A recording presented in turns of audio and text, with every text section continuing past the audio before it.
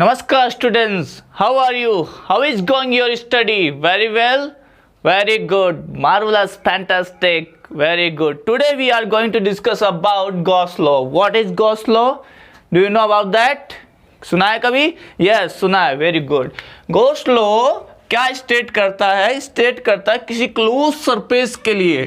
It is defined for any closed surface. ठीक है? What is the electric flux related to the closed surface? कोई भी close surface हो उससे कितना रिलेटेड इलेक्ट्रिक फ्लक्स होगा, that is calculated easily with the help of Gauss law. It define as the total electric flux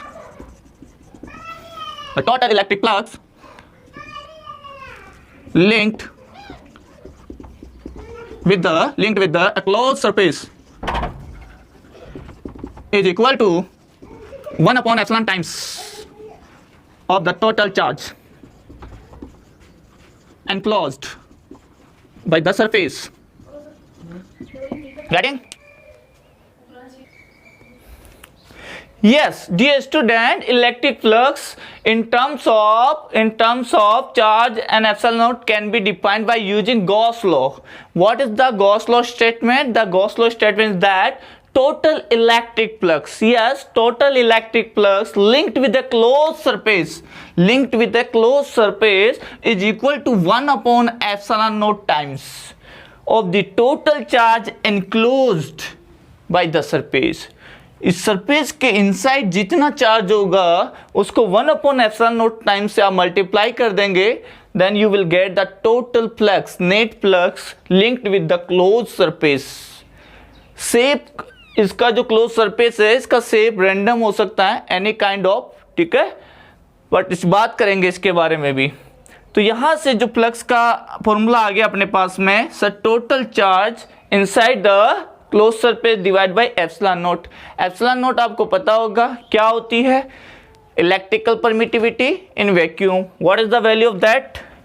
epsilon naught is equal to 8.85 into 10⁻⁻12 C square upon nm square. शाबाश. अच्छा, इसी surface के ले लीजिए, ये surface है close surface से, इससे रिलेटेड क्या आ जाएगा? You can right Q1 minus Q2 plus Q3 divide by epsilon not. Sir, why don't you take outsider charge plus Q4 and Q5? Definition क्या बोल रही है भैया? Definition is saying that you have to mention only inside charges which is enclosed in the closed surface. तो इसी के according हमने क्या लिया? Plus Q1 minus Q2 and plus Q3. Don't consider outsider. Getting? You know also, so flux can also be defined in the definition of flux. What is the definition? From definition of flux, what can you write? So you can write phi is equal to cyclic integral of the surface E dot ds with respect to surface. This is also electric flux. By combining this also, I can write Q enclosed upon epsilon not. ये sigma है, this is the sigma, है ना? Sigma means summation total charge. So this is the combined form, definition of the flux and statement of the Gauss law. ये statement है Gauss law का, ये definition of flux है जिसकी हम बात कर चुके हैं. अगर आपने वीडियो नहीं देखा तो आप पीछे वाली वीडियो में जाएं और देखें, ठीक है? पूरा वहां पे हमने डिस्कशन किया विथ न्यूमेरिकल. अब यहाँ पे इंपॉर्टेंट पॉइंट आते हैं. Can I rough? इसको मिटा देता हूँ. Yes dear student, now we are going to discuss about some important facts about the Gauss law. Okay, I am taking two. Firstly, Gauss law is valid for any kind of charge distribution. Yes, any kind of charge distribution means it may be discrete or continuous. You can say like this is the closed surface containing discrete charge 2 microcoulomb. You can say 5 minus microcoulomb. ठीक है? These are the discrete. Discrete means समझते हो, बिल्कुल separate position पे ये रखे हुए हैं. और you can say continuous also. Like this is the body okay, close surface है और इसके अंदर हमने क्या कर दिया, इंसर्ट कर दिया एक, ये चार्ज रोड है, ठीक है, ये चार्ज रोड है, हमने थोरोली इसके अंदर इंसर्ट कर दिया हैविंग चार्ज, तो यहाँ पे भी चार्ज होगा इसके इनसाइड, तो it is also valid for that, इसके लिए भी क्या होता है, ये वैलिड होता है। और यू कैन से when application you will see, you will calculate electric field due to a conducting cell by using Gauss law, then you will find that charge will be uniformly distributed, that is the extended you can say continuous charge distribution, this is the discrete, बिल्कुल separate, अलग अलग जगह रखा है, तो सबके लिए valid है, ठीक है। now come on the second point, this is the expression which relates electric field and charge, ये एक्सप्रेशन किसको रिलेट कर रहा है, इलेक्ट्रिक फील्ड एंड चार्ज, और है क्या ये, flux, electric flux. Okay, now most important point, this electric field is the resultant electric field due to all charges, what all charges, either inside और outside, जितने भी चार्ज है वो outside हो चाहे इनसाइड हो, सबका रिजल्टेंट होता है ये electric field, getting this, but what's about this charge, sir, this charge only inside, कोई भी एनक्लोज सरफेस है उसके इनसाइड कितना चार्ज है, Q1, Q2, Q3, that is the inside charge, but what about the electric field, electric field सब की वजह से होगा, यू कैन से it may B outsider charge also, outside charge की वजह से भी यहाँ पे इलेक्ट्रिक फील्ड होगा, E6 यहाँ पे भी इलेक्ट्रिक फील्ड होगा, मान लीजिए E5, और यहाँ पे भी कट नहीं करेगा, यू कैन से Q5, ये हो जाएगा यहाँ से, ठीक है, E5, और ऐसे ही इनका इलेक्ट्रिक फील्ड आ जाएगा E6, E4, और इनका अपना इलेक्ट्रिक फील्ड होगा Q1, Q2, तो सबका इलेक्ट्रिक फील्ड यहाँ मिला के ये जो इलेक्ट्रिक फील्ड आ रहा है वो हम पुट करेंगे, गेटिंग दैट। तो ये पॉइंट यहाँ से क्लियर होना चाहिए कि sir charge only insider and electric field is resultant of all the charges, due to all the charges, it may be insider, it may be outsider, electric field be resultant, getting that point, yes, आगे चलते हैं। Yes student, pay your attention, आइए, now other the Gaussian surface, we need Gaussian surface, what is Gaussian surface, Gaussian surface it is an imaginary surface, एक imaginary है भैया, काल्पनिक है, ठीक है, why we are using that surface, sir to apply the Gauss law, apply करने के लिए किसको, गॉस लॉ को, हम अप्लाई करेंगे गॉस लॉ को, सर क्यों करोगे, अरे भैया इलेक्ट्रिक फील्ड फाइंड करेंगे, ठीक है, पोटेंशियल फाइंड करेंगे, due two point charge, due to spherical charge, due to linear charge, then you have to choose different kind of symmetric Gaussian surface। Sir क्या ये सिमेट्रिक गाउशियन सरफेस के लिए valid है Gauss law, no, it is valid for all type, it is valid for all type, ठीक है, it may be any random shape, कोई सी shape हो सकती है। सर फिर आपने सिमेट्रिक क्यों बोला, because to avoid complex calculations, हम चाहते हैं कि अपनी जो कॉम्प्लेक्स कैलकुलेशंस है वो अवॉइड हो जाए। सर हाउ, देखिए ध्यान दीजिएगा, this is the spherical shape of radius r, then what is the surface area of it, you tell 4 pi r square immediately, got the point, okay, now I am take a random shape, now tell me surface area of it, you tell me never, हाँ मुझे कभी नहीं बताओगे, क्यों, क्योंकि it is difficult to, अगर आपको calculate करना है तो you have to do calculate solid angle, and solid angle आप जब चले जाओगे मेजर करने के लिए तो वो वहाँ पे कॉम्प्लेक्स हो जाएगा, हम इलेक्ट्रिक फील्ड को यहाँ स्टडी कर रहे हैं और वहाँ सॉलिड एंगल की स्टडी स्टार्ट हो जाएगी। This why to avoid complex calculations we consider only symmetric shapes, like कौन कौन सा, you can consider spherical, cylindrical and cuboidal, get it, spherical हो ही गया, और cylindrical you know very well, that is the cylindrical, and what kind of cuboidal, like that cube you can say, parallelepiped also you can say, ठीक है, parallelepiped you can say,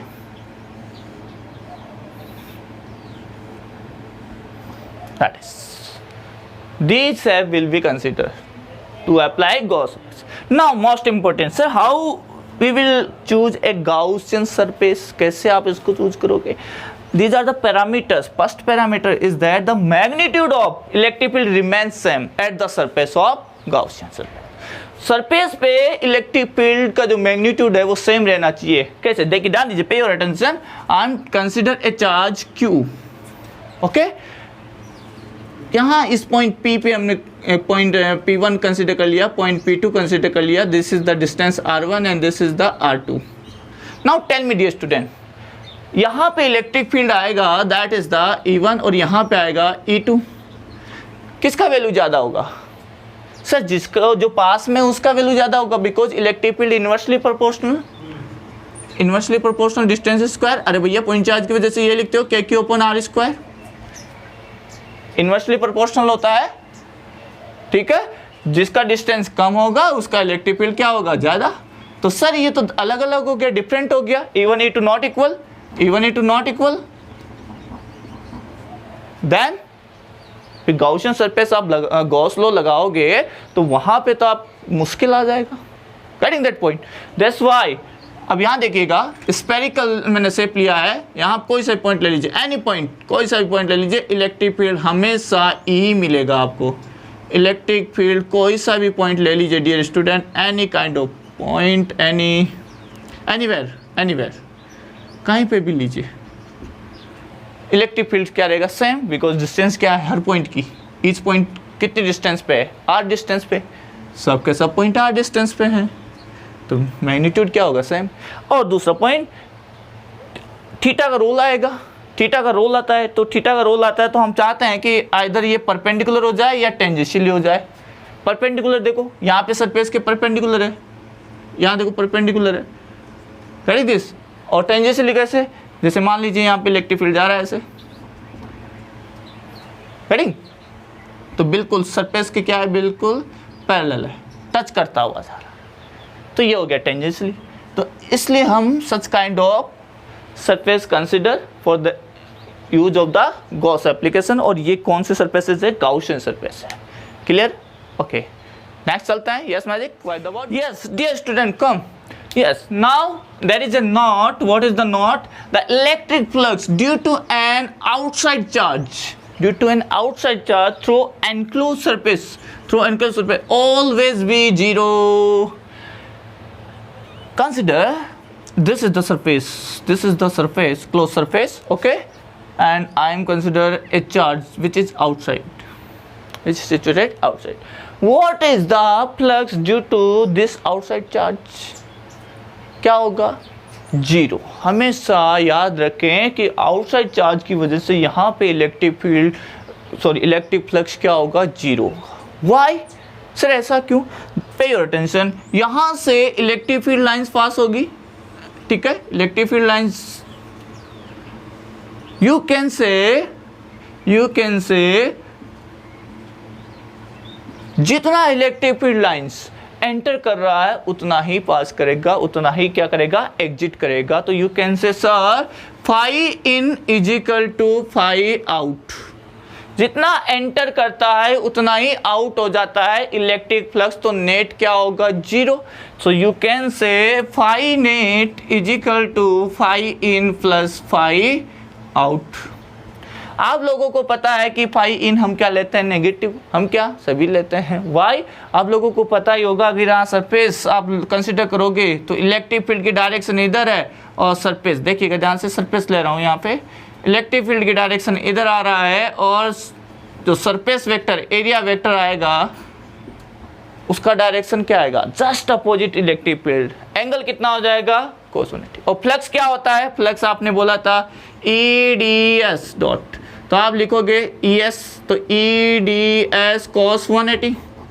cos 180 का value कितना होता है? -1, तो ये हो जाएगा -EDS। दैट्स वाई जो एंटर करता है उसको हम क्या लेते हैं? नेगेटिव। ये चीज़ें मैं बता चुका हूँ, डिटेल में बता चुका हूँ। अगर आप लोगों ने नहीं देखा तो आप बिल्कुल पिछले वाले वीडियो पे जाके देखें, डिस्क्रिप्शन में लिंक देखें, नहीं मिले तो प्लेलिस्ट में चले जाएं, बिल्कुल मिलेगा।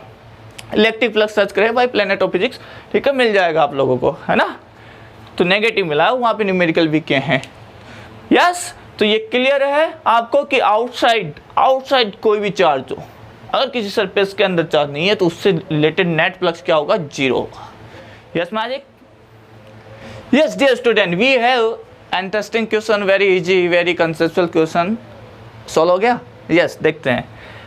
Find the number of electric lines of force, okay sir, electric lines of force which originate from 1 coulomb charge in vacuum. जब 1 कूलम चार्ज को आपने वैक्यूम में रखा, मान लीजिए कि दिस इज द वैक्यूम, यहाँ वैक्यूम है और मैंने यहाँ रख दिया 1 coulomb charge, this is the 1 coulomb, positive charge है, तो इससे क्या होगा सर, होगा क्या, इससे इलेक्ट्रिक फील्ड लाइंस बाहर निकलेगी। अरे बताया बाहर आएगी नहीं आएगी? ऑब्वियसली बाहर आएगी सर, इलेक्ट्रिक फील्ड लाइंस इससे जनरेट होगी। तो आप बताएं सर वो इलेक्ट्रिक फील्ड लाइंस कितनी आएगी, नंबर बताना है इलेक्ट्रिक फील्ड लाइंस का। Can you tell me? Yes, number of electric field lines passing through unit area is known as electric flux। कहने का मतलब इनडायरेक्टली आपसे क्या पूछा जा रहा है, फ्लक्स पूछा जा रहा है। क्यों सर? यू नो कि आपको पता है फ्लक्स क्या होता है, फ्लक्स होता है E/ds, आपने लिखा था सर। कहने का मतलब number of electric field lines passing through the unit area is equal to flux. ठीक है सर, लेकिन आपने इलेक्ट्रिक फील्ड भी नहीं दे दिया, एरिया भी नहीं दिया, अब फ्लक्स नंबर पूछ रहे हो। और भाई फ्लक्स का मतलब क्या होता है, number of lines passing through unit area, बस ये ध्यान रखें। तो मैंने भी तो नंबर ऑफ लाइंस पूछी है भैया, नंबर ऑफ लाइंस पूछी है, पर यूनिट एरिया से आपको बता देना है। Getting that? तो क्या करेंगे, अप्लाई गॉस थ्योरम। गॉस क्या कहता है कि आप एक गाउसियन सरफेस अज्यूम करो, गाउसियन सरफेस, जब भी गॉस थ्योरम लगाओ गाउसियन सरफेस अज्यूम करो। कैसी होनी चाहिए, सिमेट्रिक होनी चाहिए, ताकि हम इजीली कैलकुलेट करें। तो मैंने क्या किया, गाउसियन सरफेस अज्यूम की, this is the Gaussian surface, ये गाउसियन सरफेस है, ठीक है, this is the Gaussian surface. Got that point? अब अप्लाई कर दो इसके लिए, apply Gauss theorem. From Gauss theorem क्या कहता है, गॉस थ्योरम बताएं dear student. Sir phi is equal to total charge inside the close surface upon epsilon naught, यही होता है। Now dear student tell me what is the total charge inside the Gaussian surface? कितना है, 1 coulomb. Gaussian surface के अंदर कितना है, 1 coulomb. तो 1 अपॉन एप्सिलॉन नॉट की वैल्यू कितनी होती है, how many, can you tell me? आपको याद होगा coulomb's constant, K is equal to 1 upon 4 pi epsilon naught 9 into 10⁻⁹ इसकी वैल्यू आती थी, याद है? तो यहाँ से 1 अपॉन एप्सिलॉन नॉट क्या हो जाएगा, 4 pi K is equal to 1 upon epsilon naught, यही आएगा, चेक कर लेना। आई थिंक यही आना चाहिए मेरे ख्याल से तो, और बाकी आप देखोगे तो yes, after doing calculation you will find 113 10⁻⁹। ये क्या आया है, ये फ्लक्स आया है, फ्लक्स का unit volt into metre. And flux represent, ये फ्लक्स क्या रिप्रेजेंट कर देता है dear student, this flux 113 × 10⁻⁹ volt metre represent, क्या रिप्रेजेंट करता है, number of electric field lines, you can say electric lines of force, short में लिखा है electric field lines for unit area,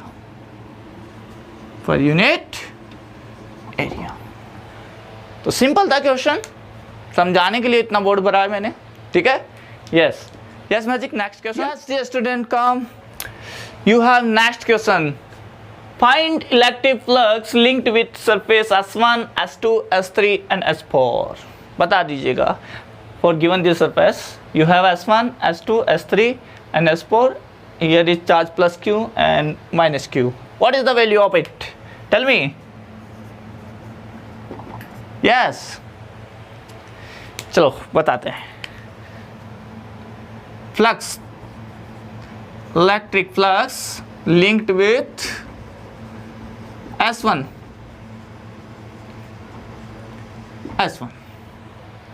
कैसे लिखोगे सर? यू कैन से total charge upon epsilon not. Total charge inside the S1 में कितना charge है भैया, S1 में टोटल चार्ज कितना है, यहाँ S1 सरफेस में देखो कितना नजर आ रहा है, क्यों, तो क्या लिख दोगे, Q upon epsilon naught. Cutting this, हाँ जी। अच्छा, इलेक्ट्रिक फ्लक्स स्केलर होता है कि vector? It is a scalar quantity, है ना, it follow algebraic sum, because here क्या है, यहाँ पे ये क्या है, charge is scalar quantity, epsilon naught constant, तो ये स्केलर होगा, ठीक है, नंबर है यार, फ्लक्स क्या है, नंबर। हाँ जी, next, electric flux linked with surface, कौन सा सरफेस, S2, क्या आ जाएगा बच्चों बताओ, φ2 लगाए, Gauss theorem, sigma Q inside upon epsilon not, S2 में कितना है, -Q upon epsilon not, simple, अरे वेरी सिंपल, कितना चार्ज है इसके अंदर देखो तो, -Q divide by epsilon naught, तो ये लो सर फ्लक्स, गॉस ने कितना इजी कर दिया, thank you Gauss sir, yes. Now next, electric flux linked with, हाँ जी,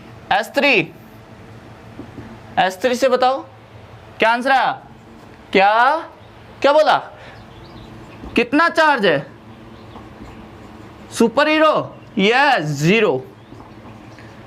जीरो है तो जीरो आ जाएगा, नहीं आएगा क्या, दिख रहा है क्या, चश्मा लगा रखा है, ये दिख रहा है, देखो zero charge.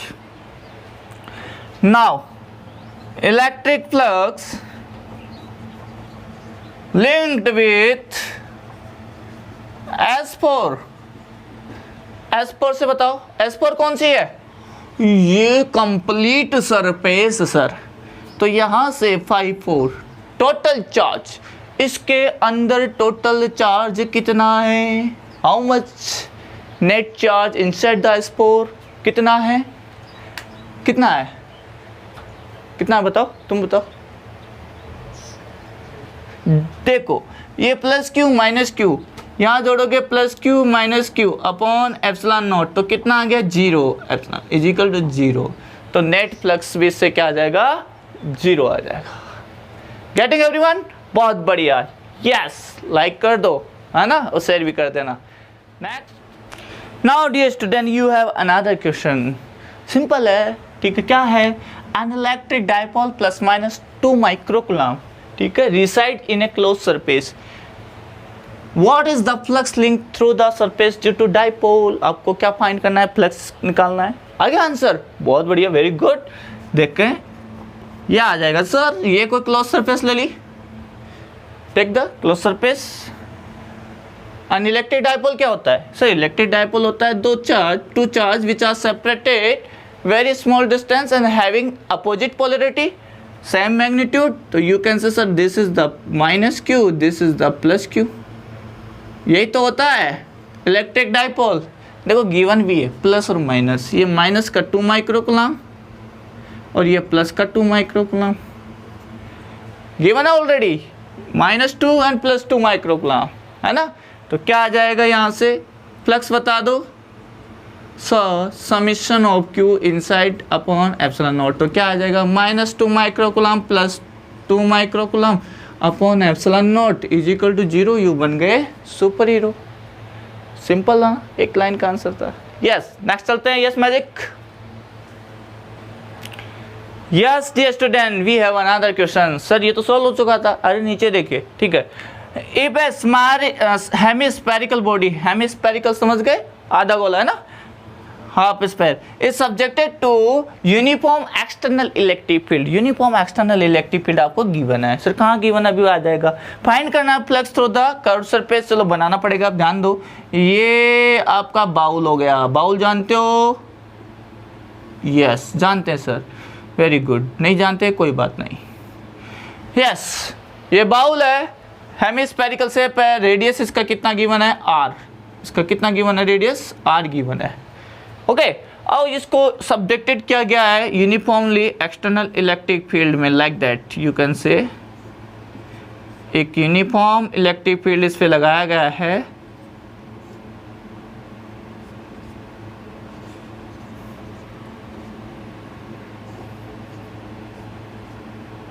This is the uniform. Uniform का मतलब समझते हो, उनका जो गैप है वो फिक्स होना चाहिए, मैग्नीट्यूड सेम, ठीक है। ये यूनिफॉर्म इलेक्ट्रिक फील्ड में रखा गया। This is the electric field and this is the bowl having radius R and it is reside inside the uniform electric field. What is the flux linked with the curved surface? इस curved surface से कितना जाएगा? And through the base, base कैसा होता है? Circular होता है, ठीक है, सर्कुलर बेस से। और नेट फ्लक्स हो गया, वेरी गुड, यस। देखे पहला देख, आप लास्ट से चले। नेट फ्लक्स, रिमेंबर ऑल, हमेशा याद रखें, जब भी एक्सटर्नल इलेक्ट्रिक फील्ड में कोई क्लोज सरफेस होगा तो उसका जो नेट फ्लक्स होगा वो जीरो होगा। ये याद रखें जब तक कि इसके अंदर कोई चार्ज नहीं है। Remember that point. External electric field की वजह से जो नेट फ्लक्स आएगा क्लोज सरफेस में वो क्या आएगा? जीरो आएगा। तो you can say sir due to external electric field, note में मैं बोल देता हूं प्यारे बच्चों, हमेशा ध्यान रखें, due to external electric field, ठीक है, due to external electric field uniform, ठीक है, uniform electric field, net flux through close surface, through a close surface क्या आ जाएगा? जीरो। कहने का मतलब नेट फ्लक्स तो क्या आ गया? जीरो। तो थर्ड का तो आंसर आ गया है यहाँ पे, phi net is equal to zero. Sir phi net को हम ऐसे लिख सकते हैं क्या? Because we have two surfaces, one is curved surface ये वाला, दूसरा is circular base. So you can write phi net, so you can write phi net is equal to phi curved, जो कर्व्ड पार्ट है ऊपर वाला, ठीक है, उसकी वजह से, and phi circular base, circular base, जो ये सर्कुलर बेस है, इन दोनों का नेट जोड़ोगे तभी आएगा। Dear student, can you tell me what is the value of area circular base? Pi are square. What is the area of the curved surface? कितना होगा भाई? कंप्लीट स्फीयर का 4 पाई आर स्क्वायर होता है, तो ये हाफ है, तो हाफ का कितना हो जाएगा? 2 पाई आर स्क्वायर। तो हम लिख सकते हैं ना, देखिए प्यारे बच्चों क्या लिखेंगे, मैं कैलकुलेट कर रहा हूँ आपके लिए यहाँ पे, यहाँ देखना ध्यान से। मैं फाई कर्व्ड, तो पाई सर्कुलर के लिए देखते हैं, पहले सर्कुलर के लिए देखते हैं, ठीक है, पाई सर्कुलर के लिए देखते हैं। हाँ, इसके लिए कैलकुलेट करने जाओगे ना तो मुश्किल आ जाएगी। क्यों? क्योंकि सर मुझे नहीं पता कि ये एंगल कितना है, यहाँ पे ये एंगल कितना है, ये एंगल कितना है, तो हर जगह इलेक्ट्रिक फील्ड और इस कर्व्ड सरफेस में एंगल चेंज हो रहा है, तो फ्लक्स क्या होगा? चेंज होगा। सबको जोड़ोगे मुश्किल हो जाएगी। सर क्या करें? आप ऐसा करें, आपने कंसेप्ट बताया था कि sir phi in is equal to phi out, जितना इन हो रहा है उतना ही आउट हो रहा है, तो you can say phi circular is equal to phi curved, यानी ये दोनों समय यहाँ से लिख दिया मैंने ये वाला। तो फाई सर्कुलर कैलकुलेट कर रहा हूँ, electric field into surface area, E into S. यहाँ पे एंगल देखो, एरिया ले लो, यहाँ पे एरिया वेक्टर किधर आएगा? ग्रीन पेन ले लेते हैं, ग्रीन पेन से हमने लिखा इसको, तो इसका एरिया वेक्टर डाउनवर्ड और इलेक्ट्रिक फील्ड किधर है? अपवर्ड। तो दोनों में एंगल कितना हो गया? 180। अगर दोनों में एंगल 180 है तो क्या आ जाएगा? E S cos 180। तो मैंने पहले भी बोला है, रिमेंबर दैट पॉइंट, इनकमिंग जो फ्लक्स होता है वो ऑलवेज नेगेटिव होता है। अभी मैंने प्रूव किया था, ये हो गया माइनस ई एस, एस कितना है? Pi are square. तो ये आ गया सर्कुलर का, this is the minus E pi are square through the base. Second का आंसर। अब फर्स्ट का आंसर देखते हैं। फर्स्ट का आंसर क्या होगा? सर ये वैल्यू यहाँ रखो, ये निकल जाएगा क्योंकि ये जीरो है, ये क्या है? जीरो। ये आ गया आपका जीरो, फाई कर्व्ड, ये आ जाएगा minus E pi are square. तो यहाँ से क्या आ जाएगा? फाई कर्व्ड, सर आ गया phi curved is equal to plus E pi are square. तो this is the first, this is the second and this is the third answer. Simple था, बस ये नोट ध्यान होना चाहिए कि सर एक्सटर्नल इलेक्ट्रिक फील्ड में नेट जो फ्लक्स होगा वो जीरो होगा, ठीक है। ओके, नेट फ्लक्स तो सर हम ऐसे बोल सकते हैं, it is the contribution of two surfaces, one is curved another is circular base. Okay, मैं इसका डायरेक्ट कैलकुलेट नहीं कर सकता, why? Because I don't know what is the angle between electric field lines and surface. Angle change हो रहा है, तो easy ये रहेगा, कंसेप्ट ये लगाओ, इनकमिंग फ्लक्स आउटगोइंग फ्लक्स दोनों का सम जीरो होता है, दे भी रखा है, ठीक है। तो pi curved plus 5 circular base, circular base का कैसे निकालोगे? E into S, E electric field ऊपर है, एस नीचे है। एस नीचे क्यों आया? अरे भैया ये ऐसा होता है कि आप जहाँ से देखते हो ना इलेक्ट्रिक फील्ड की, जैसे इलेक्ट्रिक फील्ड अंदर जा रहा है, ठीक है, अब अंदर जाते हुए को देखोगे तो ये मानो ये सरफेस है, ये बाउल है, अब अंदर जाते हुए इलेक्ट्रिक फील्ड को देखोगे, आप यहाँ से देखोगे तो जो एरिया वेक्टर होता है एस वेक्टर, वो हमेशा सरफेस के नॉर्मल परपेंडिकुलर होता है टुवर्ड्स द ऑब्जर्वर। यहाँ पे तुम खड़े हो, तुम्हारी आंख यहाँ पे है, और यहाँ से जब परपेंडिकुलर ड्रॉ करोगे तो वो तुम्हारी तरफ आना चाहिए। तुम यहाँ से क्यों देख रहे हो? यहाँ से नहीं देख सकते क्या? अगर यहाँ से देखोगे तो इलेक्ट्रिक फील्ड बाहर निकलता हुआ दिखेगा, आउटकमिंग दिखेगा, इन जाता हुआ नहीं दिखेगा। हमें यहाँ देखना है इनकमिंग, यानी अंदर जाता हुआ दिखना चाहिए इलेक्ट्रिक फील्ड। तो इलेक्ट्रिक फील्ड को अंदर जाता हुआ देखोगे तो इसका जो एरिया वेक्टर है वो कैसा आएगा? आपकी तरफ परपेंडिकुलर। तो डाउनवर्ड आ गया एस वेक्टर और ई वेक्टर ऊपर, दोनों में एंगल कितना है? 180। तो यहाँ से नेगेटिव आ गया ई पाई आर स्क्वायर। ये वैल्यू यहाँ पुट कर दो, ये जीरो है ही, यहाँ से पाई कर्व्ड आ गया। गेटिंग? Very simple. लाइक कीजिए, शेयर कीजिए।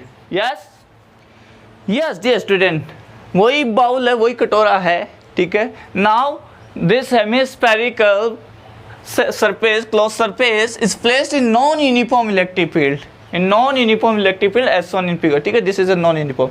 Then find what is the finite, what is the finite?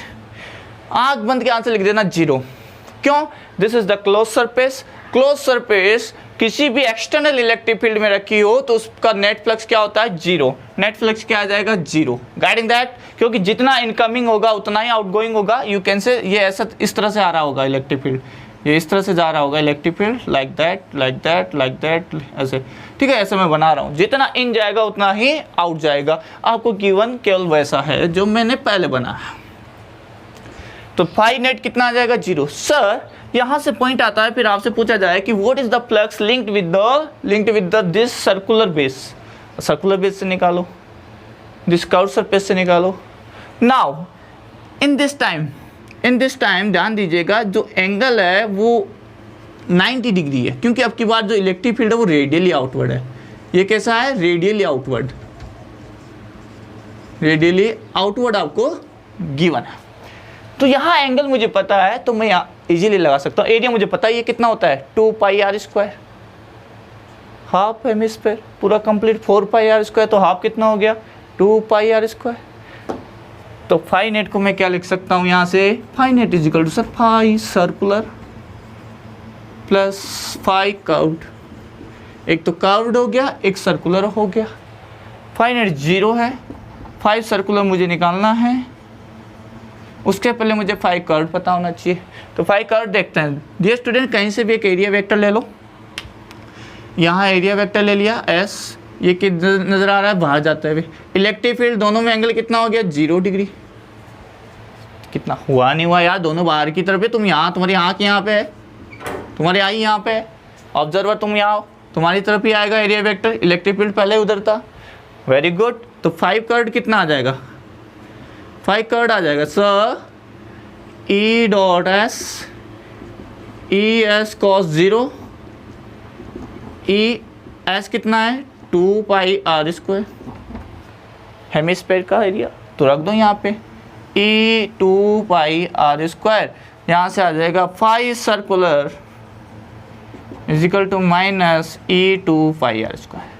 Very easy है, बहुत सिंपल है, चुटकियों में। यही कंसेप्ट है प्लेनेट ऑफ फिजिक्स का, एकलव्यन यही है, ठीक है।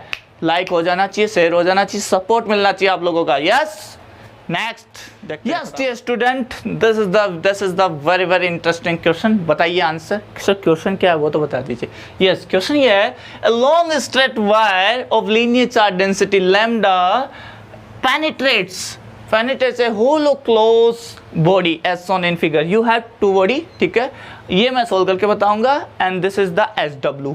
Do you know SW? That is the hard work. Comment में जरूर लिखिएगा कितना आंसर आया आपका हार्ड वर्क का. Homework, yes homework. Now dear student, we have a rod that is penetrate this cuboidal body, you can say, ठीक है, which is having side A. इसका साइड लेंथ कितना है, A है, और एक लीनियर चार्ज वायर है जिसका लीनियर चार्ज डेंसिटी लैम्डा है, वो पेनिट्रेट कर रहा है. बताओ उससे फ्लक्स कितना जाएगा. What is the flux linked with this, how will you find.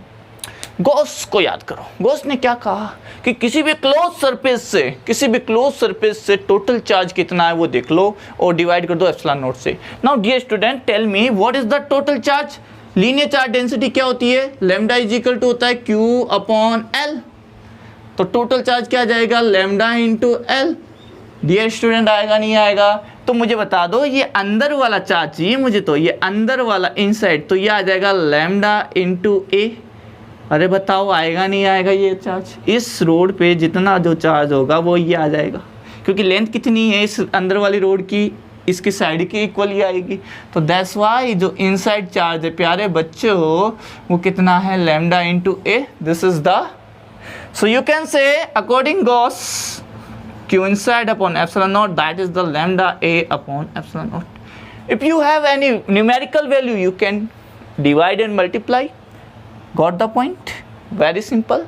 And this is SW for all of you having numerical values. Radius is 1 centimeter and lambda linear charge density is 2 microcoulomb. Please find the total flux linked to the spherical body. Okay, ये penetrate कर रहा है Sam कैसे. So all the best, please keep on watching. Thank you for watching. Like, subscribe. Thank you, all the best.